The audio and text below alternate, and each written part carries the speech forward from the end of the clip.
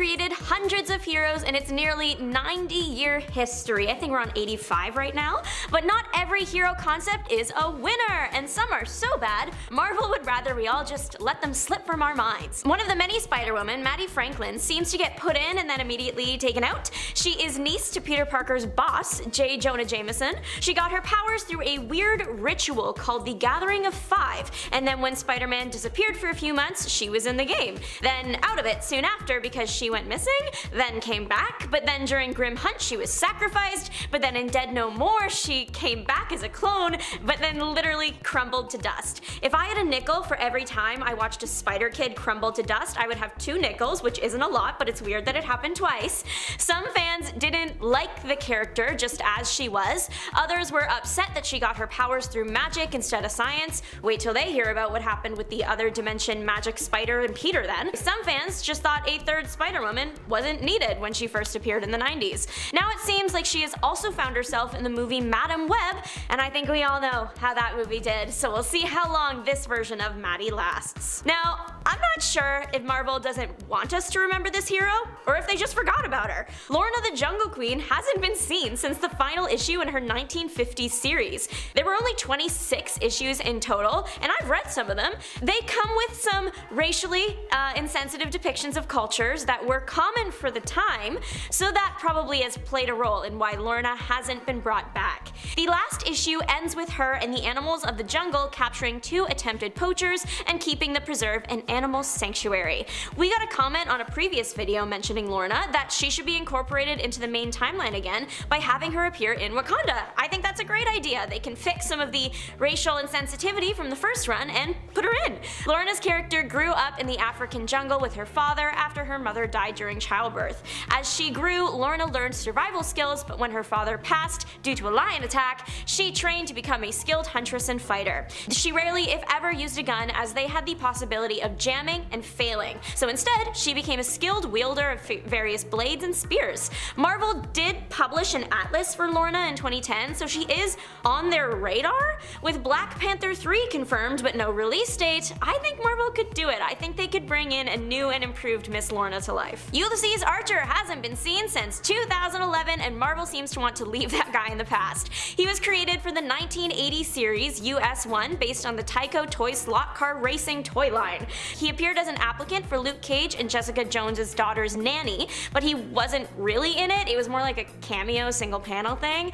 A few months later, in 2011's Annihilators Volume 1, he appeared again, but only as a supporting character. It feels like Marvel was trying to gauge whether or not fans remembered and wanted to see the guy again. He didn't pick up steam, unfortunately. Now Marvel seems to sweep him under the rug. His power set was a metal skull that could pick up on radio transmissions, and that's pretty much it. He's kind of strong, but he's college educated, good at driving, but the radio transmitter thing is his special skill, which seems less cool in the year 2024, but would have been way cooler in the 1980s. His series was also just wacky. It's only 12 issues long, and yet packed in a fight with a German Zeppelin captain, motorcycle gang, and aliens. The main problem people have had with the comic is the plot seems so unbelievable, a hard feat to accomplish when it comes to superheroes, but I guess an intergalactic trucker would do the trick. Maybe Ulysses will be seen again, but it seems Marvel is overusing his character for anything other than a cameo. The Thunderer lasted really long for not doing anything. He just recently died in 2019, kind of. His death was confirmed in 2019, but he actually died in the late 1940s. His entire hero thing was a microphone in his suit.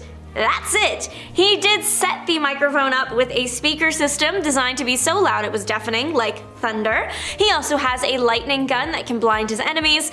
You know what? Even if his hero design is just a speaker, his reason for becoming a hero was very noble. He was frustrated that America wasn't doing enough to fight crime and Yahtzee with an N activities that he decided that he, a regular scientist, was going to take matters into his own hands. He later also appeared as the Black Avenger in his last Golden Age appearance. Overall, having your superpower be a really loud speaker isn't quite as interesting as a a lot of other heroes, so it's understandable why he's faded into the background. If you thought we were done with X-Force, think again. You Go Girl is gone. She teleports. She has to sleep after teleporting. The further she goes, the more sleep that she needs. She first discovered her teleportation abilities through sleep. She would keep waking up in random places because she really wanted out of her hometown. Her mutant ability manifested trying to get her out. Eventually, she did make it out to Hollywood and joined the X-Force. She was one of the most popular heroes on the reality TV show. I do love her hero name. She would also be my favorite if I watched the reality show. Overall, her character kind of paled in comparison to other heroes in the Marvel universe. The teleportation is really cool, but she has limits where other heroes just don't. She also appeared and disappeared pretty quick. She was only around for about a year. She was introduced in X-Force issue 116 and died in issue 128. As she lay dying, she requested to be buried among the stars, and that's really cute, so she did get a nice send-off. The other more recent time she's shown up was in 2022's Excellent, but it was just her ghost. Alex Clooney, or Zeitgeist, has a pretty gross power, so it's no surprise that he is not one Marvel would want anyone to remember fondly. The guy has acidic vomit. Like, he can burn through thick metals like steel in no time. He wears a mask thing made out of an unknown material that helps manage his power set. Because the first time he used his powers was a disaster. Axel was on a date with this girl, and as they were about to kiss, he threw up on her face. Even just a regular person doing that is a 0 out of 10, but he's a negative 10 out of 10 because remember, he throws up acid. The poor girl's face was burned, and that's where the date ended. But it haunted Axel for years. He was dating You Go Girl for a minute there, but then kind of died, but didn't die. He actually went into a coma from the wound that really should have killed him. He woke up and chose violence. He kidnapped his ex's daughter. His entire history is just full of weird thing after weird thing, and once again, his mutant ability is acidic vomit. What is happening? I'm with Marvel. Let's just forget about it. Pennies are useless now, at least in Canada. What do you even do with them anymore? Well, Jay Pennington Pennypacker is putting them to good use by using them to fight crime. He throws money at his problems, and he actually appeared in the comic run for Somebody in Part 1, NFL Super Pro. Pennypacker's powers are shown one time and then he never returns. He can shoot pennies out of his hands. With a name like Pennington Pennypacker, he had to have seen that coming. Honestly, this is just the right amount of camp and I kind of love it. Pennypacker got his powers from a self-esteem camp that was actually a front for a scientist that was experimenting and giving people superpowers. Even though Pennington's name was already perfect for his hero persona, he took on the official hero name of Almighty Dollar. Almighty Dollar wasn't the only hero created that day. His college friends also gained powers and became the Girth, the Streak, and the Calculator. Altogether, the four men create the forgettable yet funny team known as the Happy Campers. Y'all, when I first saw this guy, I was shocked, surprised, flabbergasted. Whitewash Jones is his name. I wish I was kidding. Marvel, what were you thinking? Like, seriously, this is so awful. I can't even believe it. It was so bad. Marvel retconned the earlier versions of him to not be like the real guy and instead be a made-up character for propaganda purposes that was like a victim of racism. The character came as part of the group Bucky Barnes got called the Young Allies. The character was a very racially insensitive depiction and wasn't well put together at all. It's no wonder that Marvel made the major retcon and totally redesigned the character for his real-life debut as Washington Wash Jones in 2009, and he was treated with a lot more respect there. It's not that Marvel wants us to forget Rawhide Kid, they just want us to forget how they treated him in 2003. See, Rawhide Kid came out as gay. Love that, great representation. But Marvel writers got in a bit of trouble. Instead of writing the character as a really cool, all-American, Wild West gunslinger that happened to be gay, they turned him into a gay stereotype. LGBTQ+ fans were obviously not happy with the one-note portrayal, and to everyone else, it made the character seem worse than he actually is, because Rawhide Kid is really cool. He was one of the most accomplished gunmen in the days of the American frontier. Even though he was an expert marksman, he also just preferred to take people out with a different set of guns, if you know what I mean, his arms. Marvel also messed up because they included Rawhide's reboot in the adults-only Max line, and Rawhide didn't really fit in. He was gay and therefore that means he's mature content. It just didn't sit well with people and still doesn't. Thankfully, he got another series in 2010 and that was received a bit better. James Jim Patrick Scully, or Skull the Slayer, hasn't appeared since like 2011. It seems like the character will appear and then disappear for a few years before popping up in a random place again. Though the last time we saw him, he had been returned to the Bermuda Triangle with Lee Forrester. His story is equal parts sad and wacky. He was convicted of the accidental death of his brother. His brother was higher than a kite and pulled a knife and things basically got messy. The plane that was transporting the now criminal Skull got caught in a space-time warp in the Bermuda Triangle and they crashed on a planet caught between different points of time. How does Marvel come up with this stuff? Anyway, an alien had left behind a power belt and that's how he gained his super abilities. The power belt can't be worn without damage to the wearer. Skull's health soon began to decline and his skin became see-through. You could see his skeleton that was glowing green. He embraced it though and started going as the Blazing Skull for a minute there. He's crossed paths and fought with Captain America, Hawkeye, and the X-Men. It was in that final battle with the X-Men that we saw him for the last time. He's alive, just we haven't seen him in a while, so I guess Marvel either forgot about him or they are putting their focus elsewhere for a little bit. Jin Genie was a hero that I don't know how it passed the development stage. Basically, Jin Genie would only access her powers when she was completely inebriated. She would have to pump herself full of alcohol and then she was able to create seismic waves.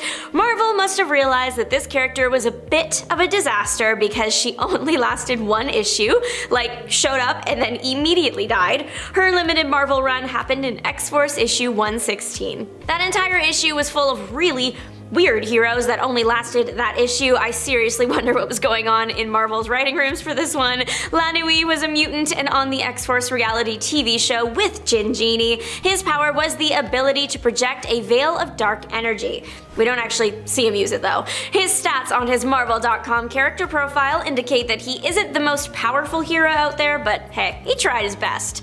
Big Bertha is a controversial character. Her mutant ability is body transformation. That's not new, but the method that she uses to change her body is interesting. She can add hundreds of pounds to her body to make herself a more formidable foe, but then to get back to where she started from, she has to throw up the excess. Many people view this to be making fun of eating disorders. It's not hard to see why. While she is bulked up, her strength improves and her legs get stronger, allowing her to jump really high and really far. She was part of the Great Lakes team and provided the funding for it through her modeling career. The body Bertha usually exists in is a supermodel, but her hero body is the larger Big Bertha. Everybody knows the phrase, the luck of the Irish. Marvel capitalized on it and created the hero Shamrock. She is Irish and had the luck of the Irish, bought a pub later in life called the Luck of the Irish, wore green and had red hair. Just like every Irish stereotype rolled into one woman. In recent years, her character has been revamped a little to make everyone forget she started out as a literal walking stereotype. Shamrock's power was mystically mutated physiology. When she was a kid, she was raised by a militant Irish fanatic father. At the age of 3, her dad took her and her brother to the North Ireland mountains, asking the heavens to grant the sun powers to defeat enemies. But he brought his daughter along too, and something got messed up in the power transfer, and lo and behold, Shamrock came to be. She is a vessel for the innocents that died during war, and those innocents are the cause of her power. If Shamrock finds herself in trouble, the souls protect their host, and a soul will manifest itself as energy that makes her lucky. It seems like she was given a predetermined amount of souls though. Her luck had unfortunately either disappeared or wasn't great enough and she broke her foot. She paid her bills by becoming a coveted hairdresser later on. Steelgrip Starky's run, like many on this list, was a little racially insensitive and a little weird, which is probably why he is never seen after his 6-issue run and no one talks about him until now. The full title for the series is Steelgrip Starky and the All-Purpose Power power tool. It was published in 1986. Mr. Starky is not a superhero. He has no powers, but he is a hero. He was designed to be powerless, to show that the honest working man was equally as much of a hero as Spider-Man or the Hulk. Well, if that working man had access to a magical tool that once touched by one specific person, it would turn into whatever machine you happen to need to save the day. The sentiment is kind of, we may have amazing machines, but the person working it is just as important. The comic itself, while a neat idea, doesn't hold its own when you put it next to the likes of the X-Men and the Avengers. The storylines are a bit out there. One of them is about somebody putting bombs on the moon, and it's not really explained why they do that. Sure, as Marvel fans, we're used to our fair share of wild, never explained plot points, but I'm drawing my line here. Sorry. Sports and comics. Unstoppable force meets an immovable object. Do they go together? Sometimes, and sometimes not. Today's sometimes not is NFL Super Pro. The series premiered in the 90s and lasted about 12 issues plus one bonus Super Bowl special. The starring hero was Phil Grayfield. He was a football player, of course, who got injured saving a small child because he's a hero, but it ended his career on the football field. Soon he stepped onto the hero playing field though. His job was sports reporting. While interviewing a scientist that had created an invulnerable football uniform, two thugs break in and steal everything but that. In the scuffle, some chemicals get on Phil and now he has powers, just like that. Turns out the series author helped write the story so he could get tickets to a Jets game. That's objectively hilarious.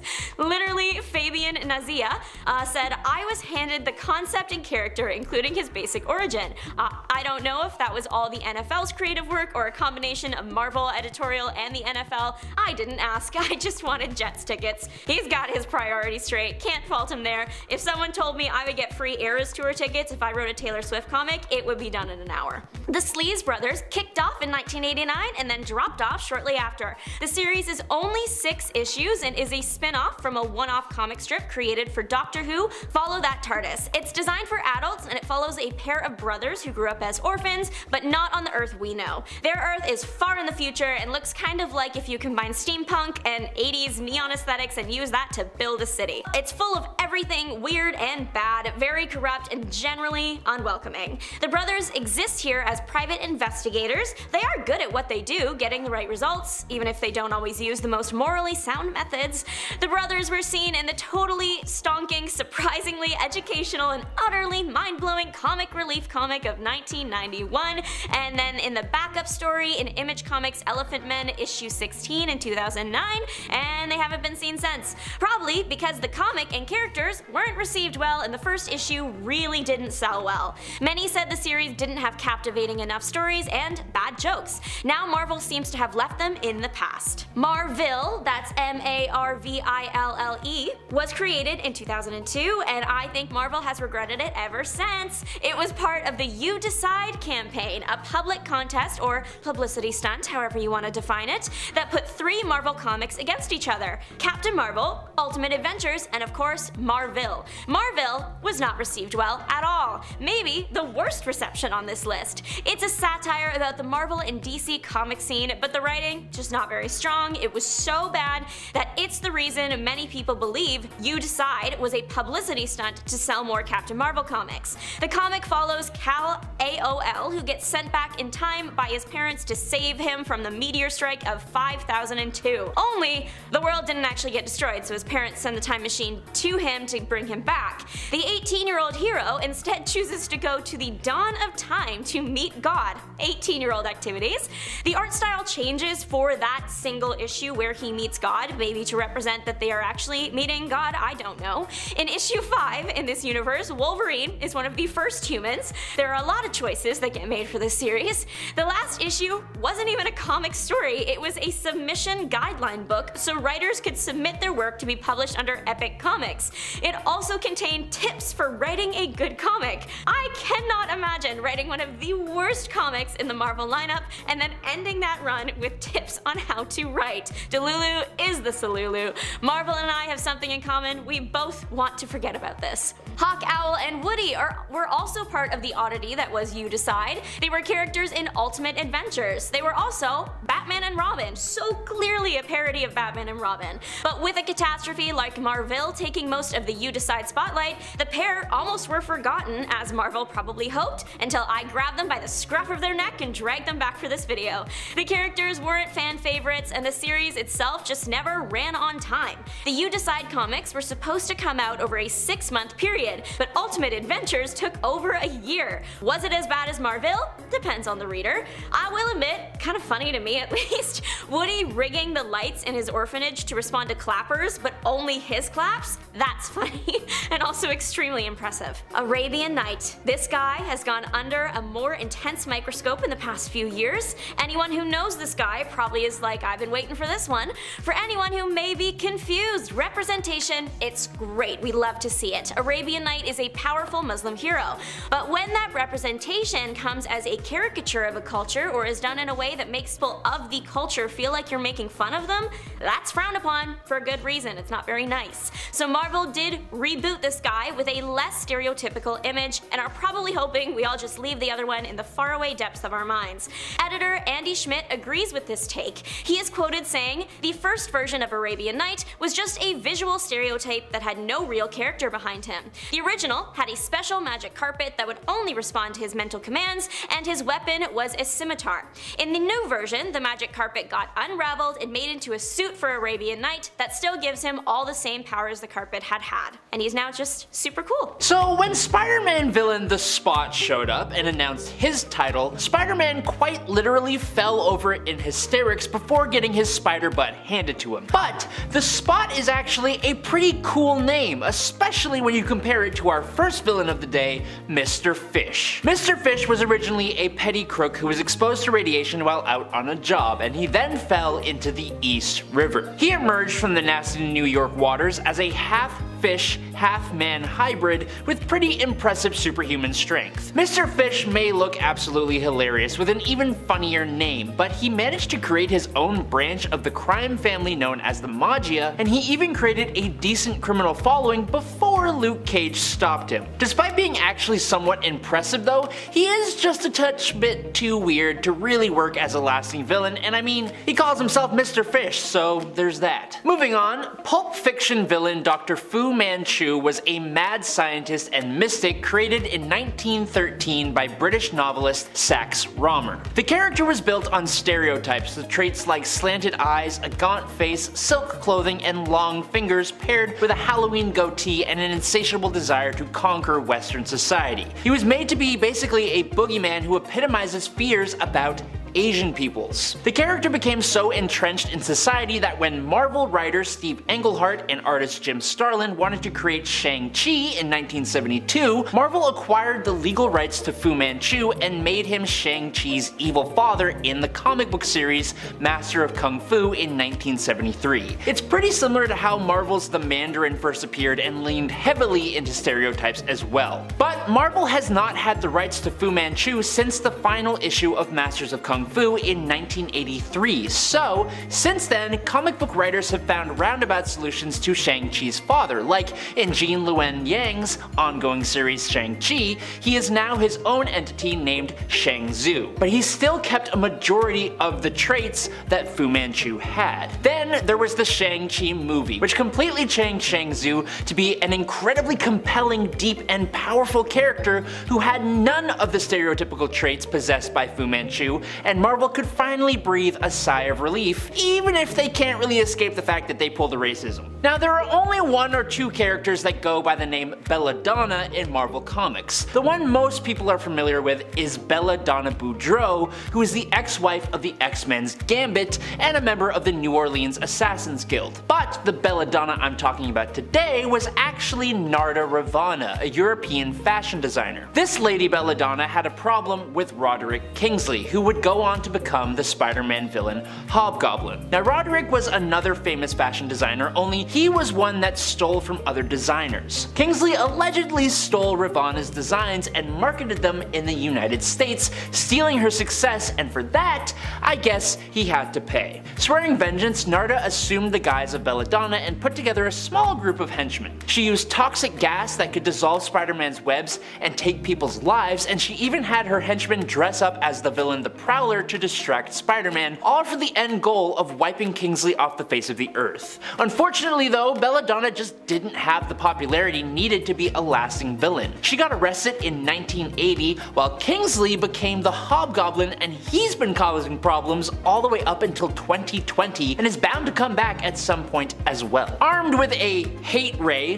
the Hatemonger set himself up as a notable rabble-rousing villain who enticed fear and bigotry among American citizens, specifically against visible minorities. He also caused political instability in South America, which made him an enemy of the CIA, and he gave extremely bigoted speeches in New York City, which brought him into the sights of the Fantastic Four. This all made him pretty problematic in his earlier appearances, especially given the fact that he dressed primarily in a big pointy hood evocative of a certain group of incredibly bigoted people who I don't think I can talk about on YouTube. Do you know who else I can't talk about on YouTube? A certain man with a tiny mustache from Germany who is pretty prominent in world history, and he is exactly who Hatemonger is. Or I should say, Hatemonger is a clone of that man created by Arnim Zola. Despite that, Hatemonger has been a pretty lasting villain, having gone through multiple similar costumes, multiple different bodies, and he even eventually got recreated as a being of living psychoactive energy by the Red Skull using a cosmic cube. But at the same time, he seems to be a rather obscure and little known villain, and I think that may be partially by design. Next up, the Spider-Man villain known as Mindworm is honestly just a really sad story. William Turner, no, not like the guy from Pirates of the Caribbean, accidentally took his mother's life using his unconscious vampiric psionic feeding abilities. This act caused his father to go into emotional shock and run in front of a car. So, as you can imagine, this was extremely upsetting for William, as he did actually deeply care for both of his parents, and he didn't even know that he was a mutant when the incident occurred. Now, William isn't even a normal Marvel mutant. His mutation was a result of an experimental compound being stored near the hospital where he was born, which resulted in his massive head, which was the butt of a lot of jokes and bullying. William grew up in an orphanage before eventually moving into a shack in New York City, where he would feed off the emotions of the nearby tenants without actually taking their lives. One of these tenants was Peter Parker, and the two ended up fighting each other. Now, although Mindworm reformed,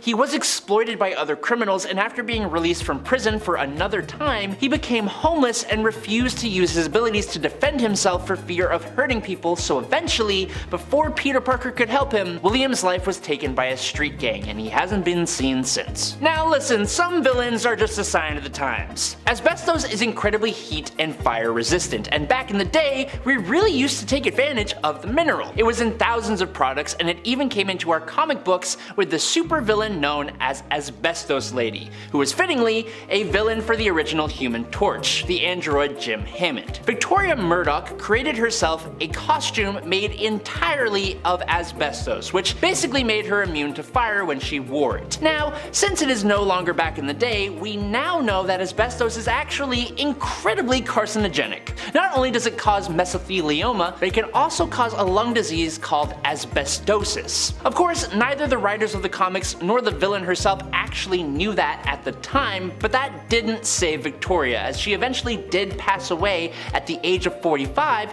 thanks to idiopathic mesothelioma. Kind of surprisingly, Marvel created Asbestos Man after the fact, a guy known as Orson Karloff, who had no connection to Asbestos Lady other than also wearing an armored suit of asbestos, and he actually survived his cancer but continued wearing the armor, just this time he dragged around an air canister to keep him alive as he did so. He was unwilling to fight anyone, and everyone was afraid to even go near him, which led to an hours-long standoff with the Great Lake Avengers before eventually just surrendering and then apparently dying at a later date, probably from asbestos. Changeling is known for a few things, but you might maybe remember him either pretending to be Professor X or Elvis. Yeah, the Changeling's mutant ability is shapeshifting, but specifically the metamorph strain, as he is limited to humans. He had basic telepathy, but that was then boosted by Professor X. He used to just be able to influence people, now he can read minds and make you think his thoughts.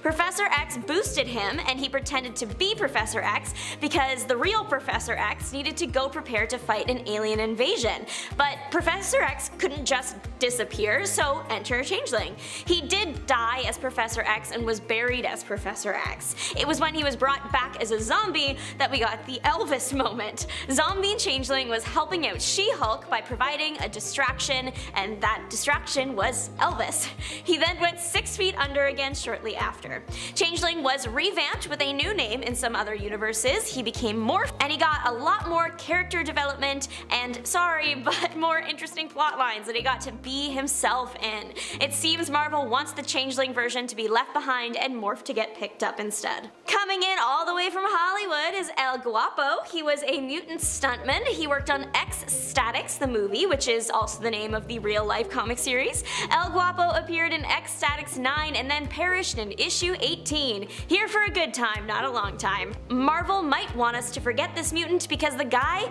didn't, really have powers. Instead, he had a symbiotic relationship with, take a guess, not a symbiote. Good guess though, he's attached to a skateboard. A flying skateboard. It moves at his mental command, and sometimes it even fights him. When El Guapo cheated on his girlfriend, the board beat him up, and was later his cause of death. He was impaled on his skateboard. It's all a little ridiculous, so it's not much of a surprise that Marvel has left El Guapo alone after his death. I feel bad for calling the mutant Ugly John, so I'm going to refer to him by the name he introduced himself as, Steve. Steve is a mutant with 3 faces, that's all. No powers, just serving face. Since he doesn't really do anything, it's understandable that he hasn't been revived since his tragic death in New X-Men 115. His first appearance was New X-Men 114. He wasn't around for a good time or a long time, poor Steve. The last early mutant standing without the help of resurrection is Gabriel Shepard. His character is pretty interesting. He's a proto-mutant, an early version of mutants whose X gene was less evolved. There weren't many of these guys to start out with, and Gabriel was the last one standing as he looked the most human and was the most powerful. The other proto-mutants had been getting revived to be used as weapons, and Gabriel found out by reading the mind of an X-Men, and he was not happy. He dispersed himself into pure energy, unhappy. This guy is super powerful. He was thought to maybe even be an Omega level mutant. He is immortal. He has super strength and hearing, has telepathic abilities, and can stop you from using telepathic abilities on him. He can fly, he can manipulate matter to make it something else, healing powers, like a power plant, he can generate electricity and even stop time. That is so many things. Why isn't he a bigger deal? I raise you. Does Marvel want us to forget him, or is the omnipotent Omega level mutant using his power to make us forget him? When you look at it, the poor guy just seems to want to live his life out of the spotlight. He's been around for hundreds of years. He had to have known about the X-Men, yet he chose to stay hidden. He doesn't really want to use his powers. Maybe we should forget about him, just to let the poor guy rest. I did a video on the history of Magneto recently, and in that we briefly touched on the Magneto clone Joseph. He really had us all convinced he was the real Magneto for a minute there. In his defense, he was a clone of Magneto and he had amnesia, so he did his best. Joseph just is Magneto. Everything Magneto can do, he can do too. He also does his best at causing problems. He's died a few times, but then again, so have most Marvel characters.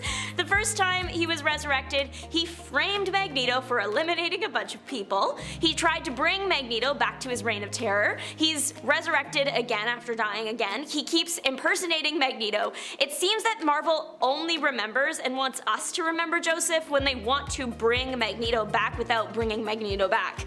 Remember, Magneto died, actually this time, but then Magneto was spotted. Oops, sorry, that was Joseph again. Joseph was also already dead, but it's easier to just bring him back apparently. Ireina Clayton hasn't been seen since her single panel appearance in Legion of X9. She was only there for a second though. Don't get me wrong, she slayed, speaking literally and figuratively. She got a total redesign, so if they hadn't explicitly said it was her, honestly, I wouldn't have been sure. She's a lot scarier now, but that's just because of a monster spell, so hopefully it's not permanent. Her mutant ability is extra mouths on her neck. The extra mouths let her project her voice so it sounds like she is everywhere. I want to know if she can sing in 4-part harmony, because if so, she should have gone into show business. Maybe that's what she was doing, because honestly, Ireina doesn't do that much. Like, for the most part, she's just a student at the school that appears in the background. She did help confuse some people who were trying to break into the school, but her appearance in Legion of X is the first time she actually gets her hands dirty, that we get to see at least. This panel also confirms that she does sing. Wouldn't it be wild if she was gone because she was a backup singer for Dazzler's World Tour or something? Anyway, Marville really must want Choir gone because they made a new one. Seriously, the mutant known as Scream changed her name to Choir, quite recently too. I guess Ireina is really being put on vocal rest. I scream, you scream, we all scream for ice cream. That's a fun phrase, so why not make a character out of it? Does it sound like a weird idea? Yeah, that's probably why Marville wants us to leave Ice Cream behind. Ice Cream's mutant ability is turning himself into any ice cream, even a banana split. If you leave him in extreme heat or cold too long, he's gonna either stay melted, unable to solidify again, or will freeze totally solid and can't move. He was in Obnoxo the Clown in 1983 and literally was not seen until 2023. In X-Men Before the Fall, Mutant First Strike, he is giving out ice cream at a celebration. He just gives out ice cream, he doesn't do anything else. It seems like he's a character Marvel brings in for fun, but not for us to remember long term.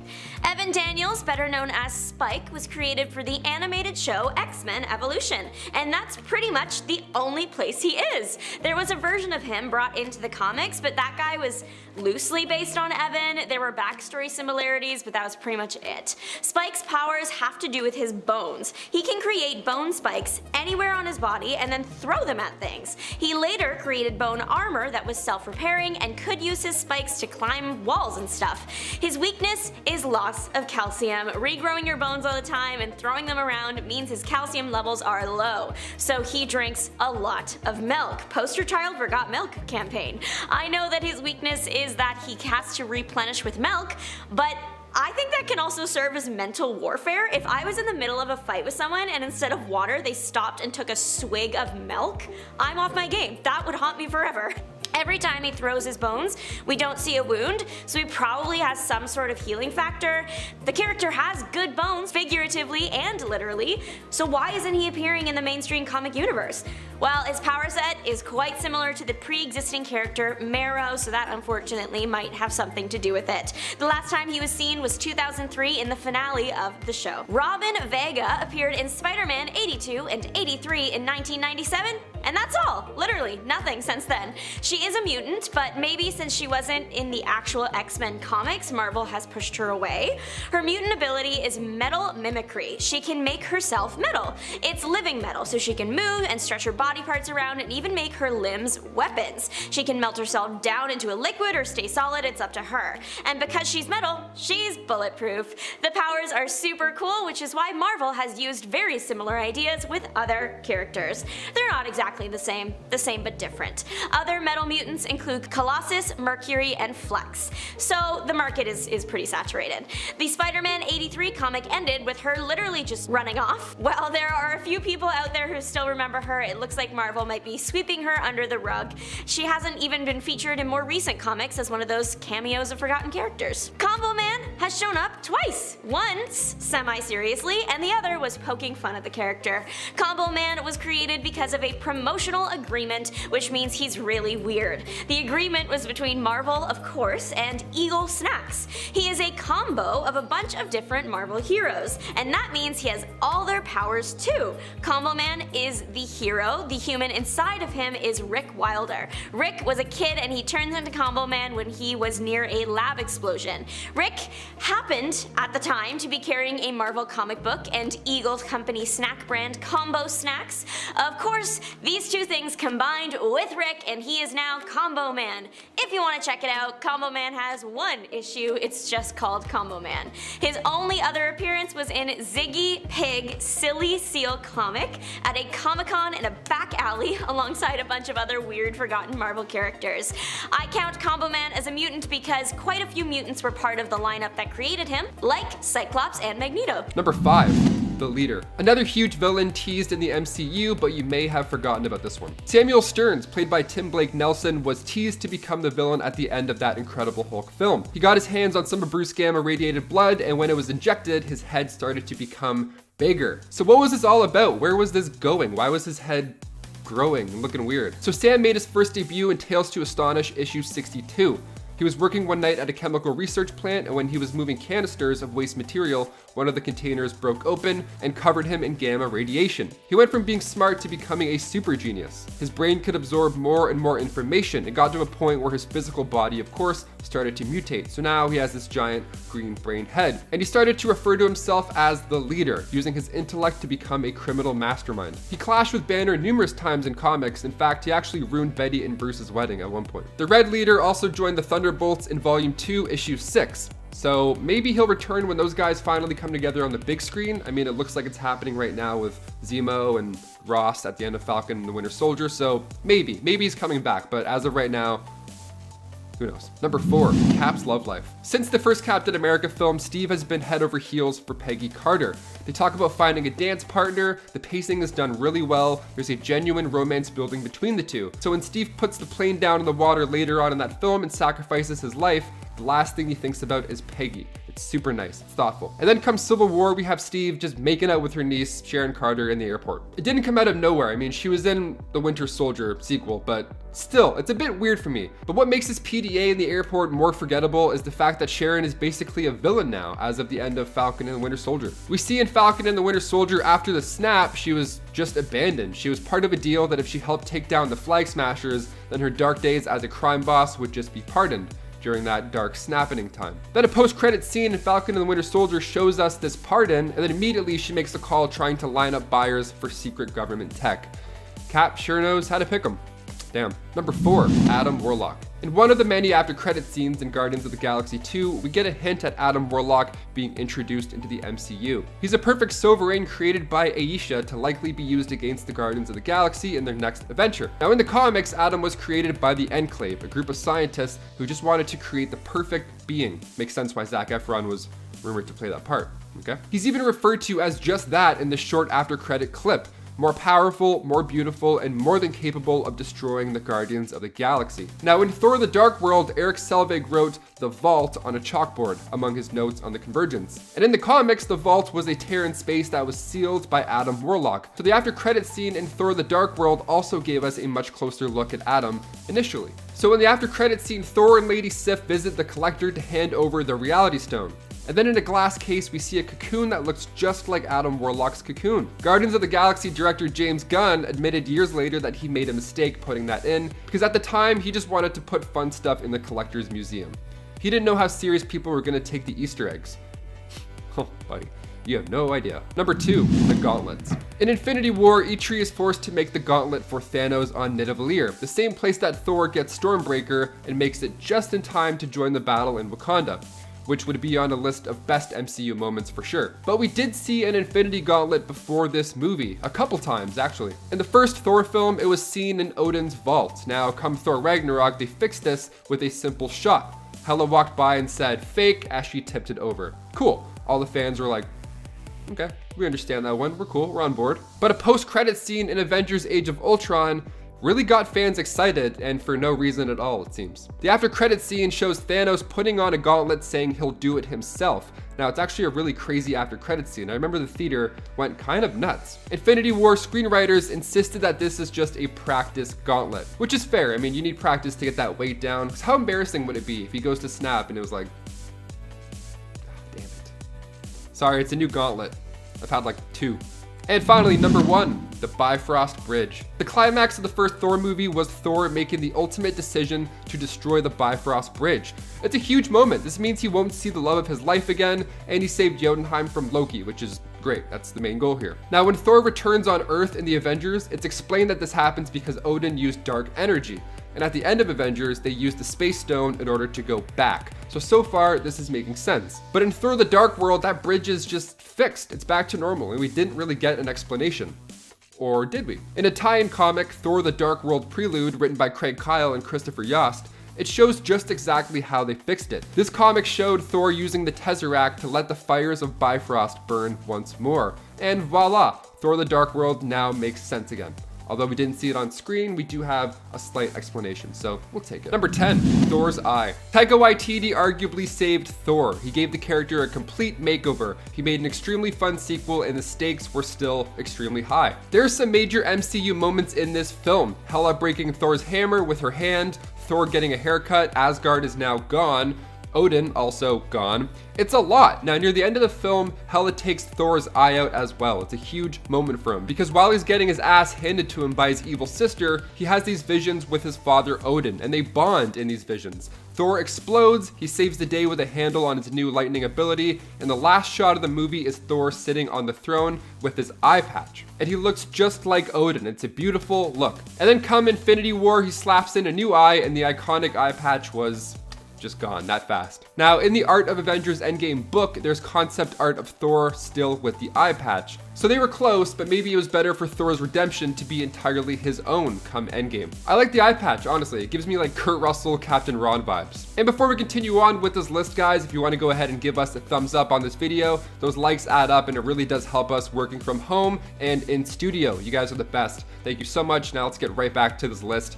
of weird MCU moments. Number 9, Edward Norton. Now, of course, we have to mention recast, especially when it's this big. Whenever people talk about rewatching the Marvel Cinematic Universe, you know, to refresh yourself before the next movie or the next show, there's always the question, do we skip the Hulk? I mean, chronologically, it fits in right after Iron Man 1, and William Hurt plays the same character. He plays General Ross, and he's still playing General Ross in the current MCU. But now the Hulk is completely different. Marvel decided not to bring back Edward Norton, not because of money, like some other people that I'm not even going to mention on this list, but because they needed an actor who embodies the creativity and collaborative spirit of the other talented cast members. So Edward Norton's team did respond, saying it was indeed about money, but this isn't the first time Edward Norton's been on the naughty list. Number 8, Spider-Man Homecoming. One of my favorite Spider-Man movies of all time is Spider-Man Homecoming. It's pretty close to Spider-Man 2, Tobey Maguire's Spider-Man 2. They're both so different, but they're both so good. Now, when Spider-Man Homecoming takes place, well, that's a bit confusing. See, there's a flashback to the events of 2012's Avengers at the beginning of Spider-Man Homecoming. And then it says 8 years later, and boom, the movie starts. So that means Homecoming takes place in 2020. Although the film also tells us that Homecoming takes place a few months after Civil War, which happened in 2016.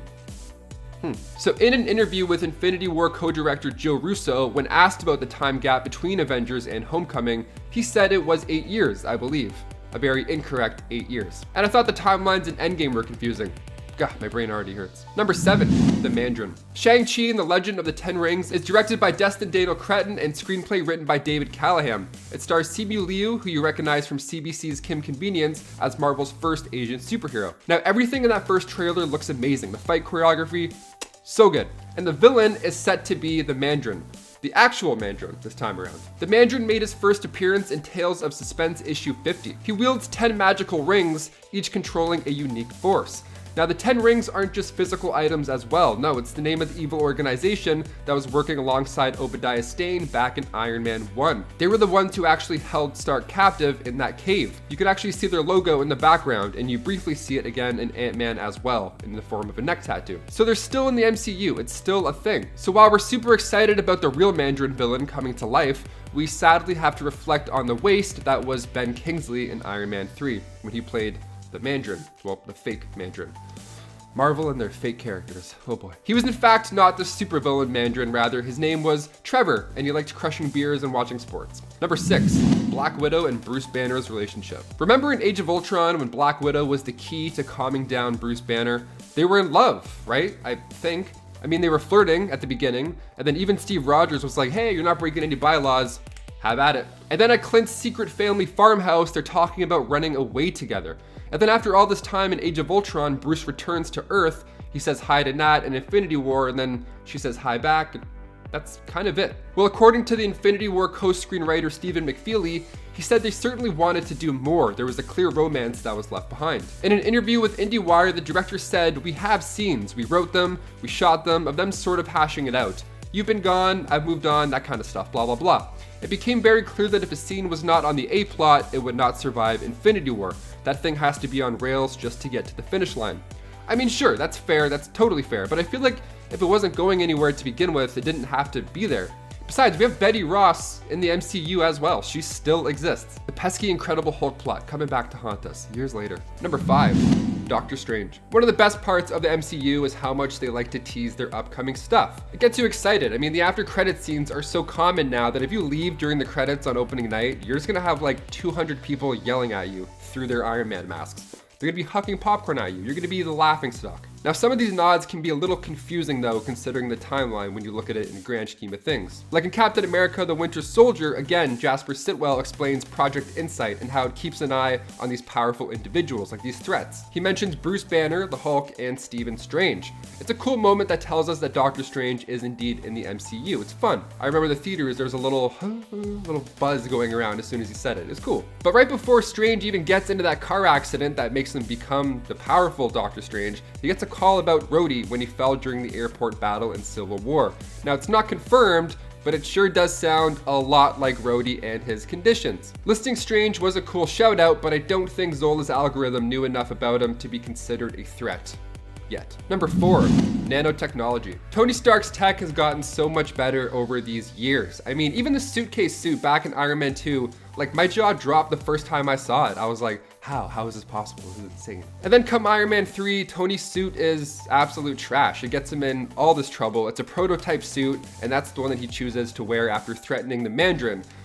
Weird flex, but okay, sure, we'll go with it. Also, Iron Man 3 wasn't a bad movie at all. It was fine. Doesn't make sense in the timeline really, but it's fine, it's fine. But come Infinity War, all Tony needs to suit up now is his arc reactor. It just houses nanotechs that form around his body. It's awesome. So he goes from wearing a jumpsuit to being fully protected in a split second.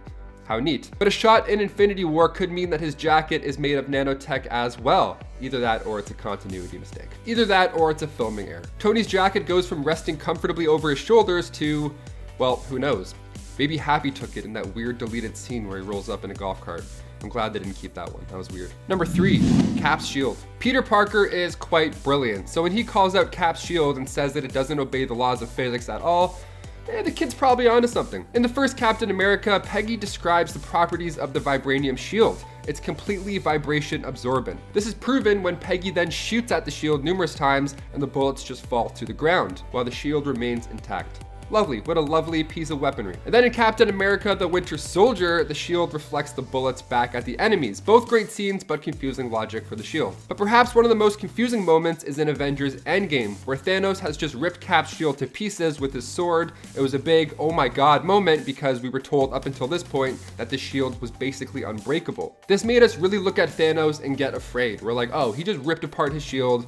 Cap's for sure gonna die, he's done. But then once the Avengers reunite in a quick overhead shot, we can see Cap's shield in the background, and it looks to be in much better shape than moments earlier. This act was probably a nightmare to film and edit, so we're gonna forgive them when it comes to this shot. But Strange still having the Eye of Agamotto, that one we could talk about a little bit. Number 2, Pym Particles. The time heist is a treat for MCU fans. We get to revisit fun moments in past films, even movies that fans didn't like that much, like Thor: The Dark World. We still got to go back and have some fun with that as well. Tony sees his dad and he has a heart-to-heart. Cap fights Cap and says Hail Hydra.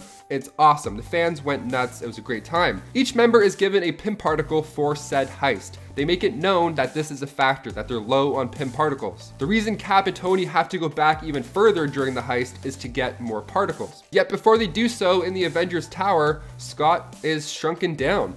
Right when Hydra comes in to take the staff, he's already small. That's when he talks about Cap's butt. They make it clear that Scott accidentally used one of these trips in the lab prior to the heist. So when Steve and Tony go back, Steve grabs extras, which explains the final battle. But how is Ant-Man able to shrink at the start of the New York heist when they were so low on Pym particles? Number 1, more Pym particles. And we're back to more Pym particles because a lot of these things don't make sense sometimes. In the first Ant-Man film, we hear numerous times the science behind the Pym particles. Because if you're gonna watch these amazing fight scenes, you have to at least understand the science behind them. So it's told to audiences twice that Pym particles shrink the space between atoms and not the atoms themselves.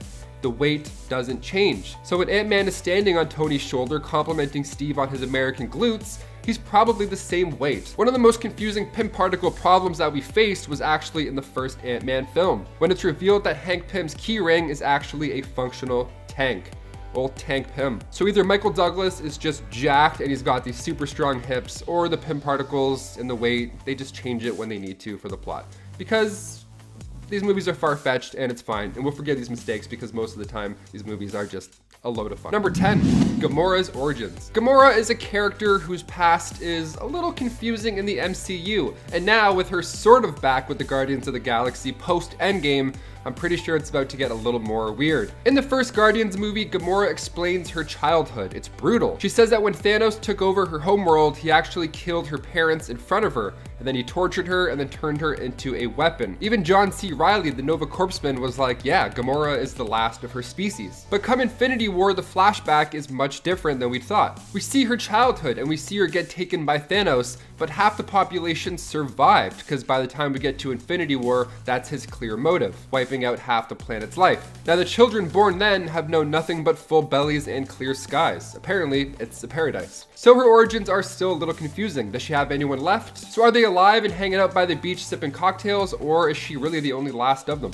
Who knows? Number 9, Tony and Pepper split. One of my favorite MCU films is Civil War. It felt dark. The Avengers were facing all these consequences after hucking cars around. It was a huge arc for Steve and Tony, especially right off the bat when Tony's giving a speech to some students, and then all of a sudden the Pepper Potts line comes up and Tony freezes. He wraps up the speech and he walks off stage, almost shell-shocked. So at this point it's official. Tony and Pepper are no longer together. Tony walks off stage all distracted because he carried some weight from Ultron into this movie. It made it felt very real. He didn't stop making suits because he didn't want to stop. Pepper's like, well, you chose, peace. And then Spider-Man Homecoming comes rolling around and Pepper Potts comes from out of nowhere, all lovey-dovey, and they're back together.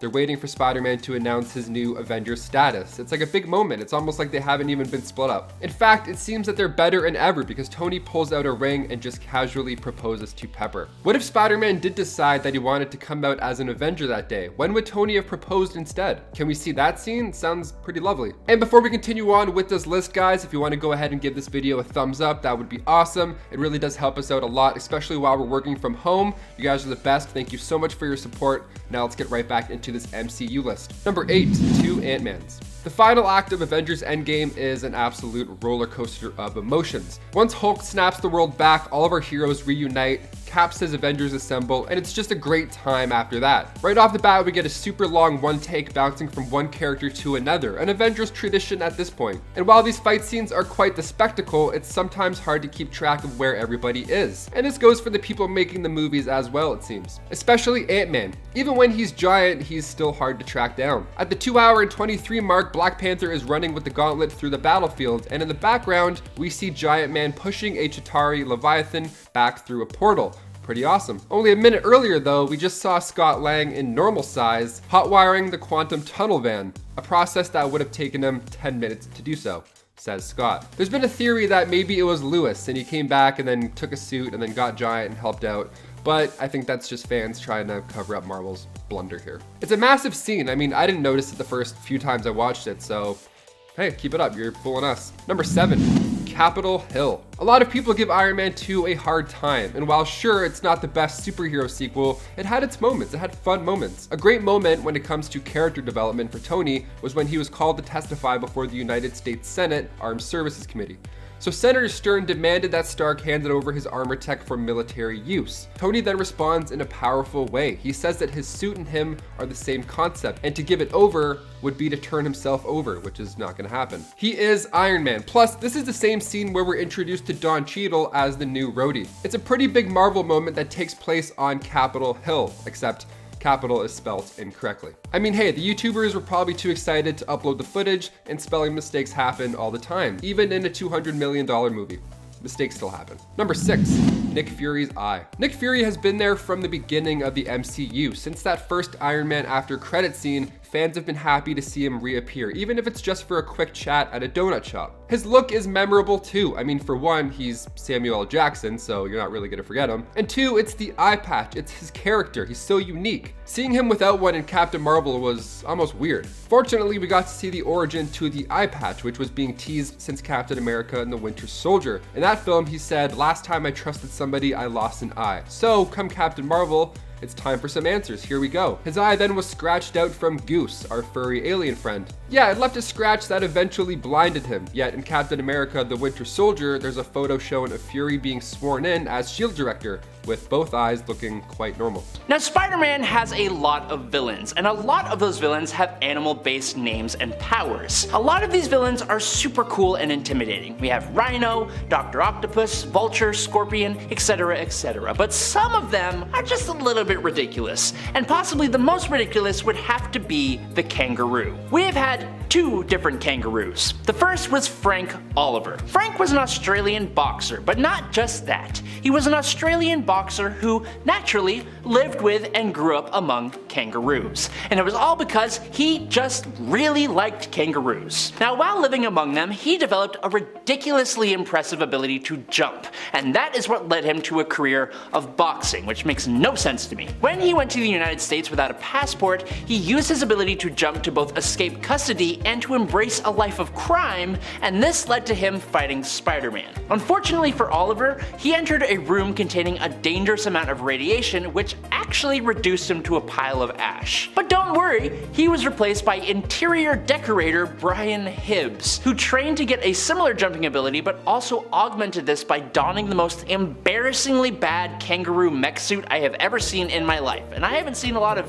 kangaroo mech suits, so I don't know of any actually, now that I think about it. Now, I have spoken about the villain Lifeform before, and while I absolutely unironically love this character, I really don't think that Marvel will ever bring him back. But the fun thing is, they totally and very easily could. The son of a fanatical right-wing libertarian saw George trained by his father to prepare him for the world. Although he wanted to be an actor, George was convinced to become a scientist by his father, who also got George a job at Advanced Idea Mechanics, or AIM. But his father didn't know that this would inadvertently get George exposed to the Pro-Gamma virus. This virus mutated George into this grotesque monster, becoming known as the Lifeform. Now, Lifeform has superhuman strength, durability, a healing factor, and he can survive in water and the vacuum of space. He even caused Frank Castle the Punisher to run away from him because his weapons had literally no effect on him. Eventually, Frank Castle knocked him into a river with a rocket, but George came back anyways, now with two different personalities. One his normal peaceful self, and the other being the monster Lifeform. George now came into conflict with Daredevil, but this time he was more of a confused monster, and eventually, in an altercation with police, his heart began beating so fast that he just collapsed and then dissolved into a puddle. While he did eventually reform, he was put into battle against the Hulk by the alien Mercy, who also turned him back into an actual human man again. But this wouldn't last, as he remutated and attacked an entire hospital. S.H.I.E.L.D. contacted Mr. Fantastic, who was actually incapacitated at the time, so then the Silver Surfer took George to a dead planet destroyed by Galactus and just left him there, as he couldn't really bring himself to put an end to this guy, but he didn't want to bring him back into society. And that is the last we ever saw of Lifeform. Just out on the remnants of a dead planet, one part of him wanting to just go to the end of time, and the other half growing more and more hungry as he just sits there. Now, when it comes to Wolverine, his backstory seems to be a bottomless pit of never-ending inspiration for Marvel writers, but after a while that kind of started to get stale. To prove that point, we are going to talk about Romulus. Romulus was basically another mysterious evil mastermind behind the Weapon X project. He was the one to raise Daken as a ruthless assassin, and he gave Cyber his adamantium skin, and he had been secretly manipulating Logan his entire life. Basically, if you take Sabretooth, give him some salt and pepper hair tied up in a top knot with Wolverine-like adamantium claws, and you basically got yourself one Romulus. Romulus claimed that he, Wolverine, Sabretooth, and these other feral-like mutants were a species of human that were descended from wolves instead of apes. But then, that was apparently just a lie used to manipulate Wolverine even more. Logan eventually learned that Romulus's grand scheme was for Logan and Daken to fight to decide who would take Romulus's place at the top of the food chain. And I think it's safe to say that a large majority of readers really just didn't care at all, as his character had a lot to do with a part of Logan's life that we had already closed the books on back in the 90s. Now, our last pick for today even rebranded himself, and it couldn't save him from being a laughingstock. Paste Pot Pete, or Peter Petruski, patented a multi-polymer adhesive that actually led to him becoming very wealthy. But being a complete doofus, instead of actually following that success, Peter decided to instead try and be a supervillain, using his invention to successfully rob a bank. Now following that, Pete decided to level up from robbing banks to stealing a Delta Cosmic missile from the military, and thanks to the Human Torch and the fact that his only thing is super glue, this was a humiliating failure. He quickly became a joke to the superhero community. He even rebranded himself to the Trapster, which is a much better name, but that is completely overshadowed by his time as Paste Pot Pete. The character himself can't even handle being called that anymore. Hearing the name actually causes him to go into a rage and is totally listed as one of his weaknesses on his wiki page. Despite his hilarious past, Trapster has been a recurring villain for years, although he is almost never taken seriously.